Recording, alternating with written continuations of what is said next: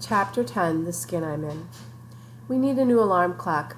Ours rings whenever it wants. 2 in the morning, 10 at night. It don't matter. But you can be sure of one thing, it ain't never gonna ring when it's supposed to. When Mama comes in my room telling me I'm gonna be late, if I don't get a move on, I ain't surprised. It's the 3rd time this week. I'm late because of that clock.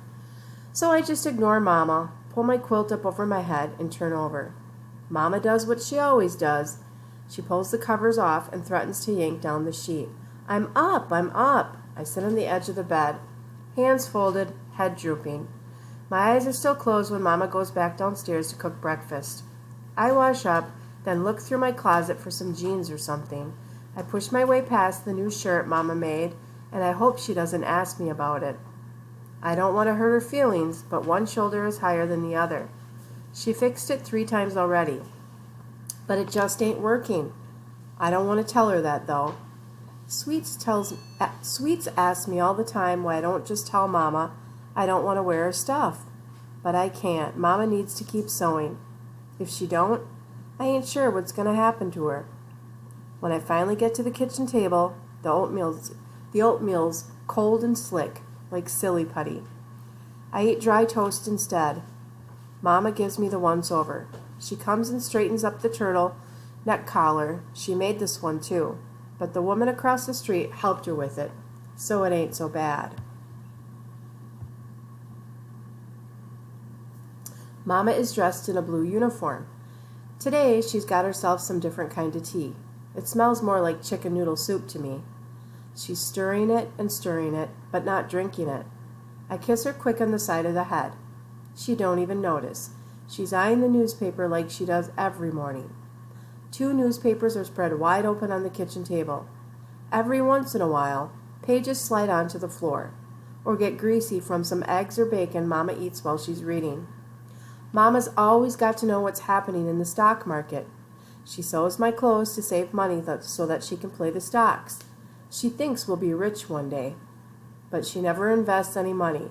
By the time she gets a few $100s saved up here or there, the pipes start leaking, or the roof needs fixing, or Mama gets one of her dreams, where some dead relative comes back and tells her to play the lottery and put all her money on some number they told her about, like 557, 810, or 119.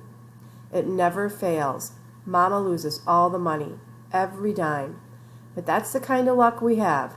Dumb, dead relatives who go out of their way to interrupt your good night's sleep, to give you a lucky number that only brings you bad luck. Now who needs that? Mama never gives up, though. She's always looking for new ways to make money. She's sold Tupperware, magazines, and pretty junk for kitchen walls. We're still poor as dirt. A lot of folks think Mama don't have all of her marbles. I can tell by the way they talk to her. Kind of loud, like folks do with crazy people, with a smirk on their face, like they know a secret she don't, but the joke's on them. Mama's the smartest person in the world.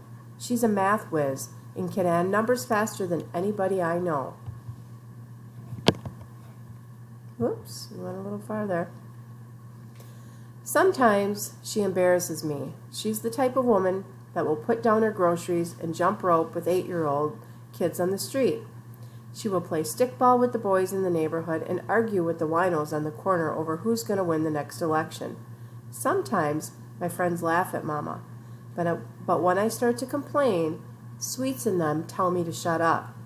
They know, like I do. Ain't no one in the neighborhood got a bigger heart than my Mama. I blow a kiss to Mama, and I rush past her and head for school.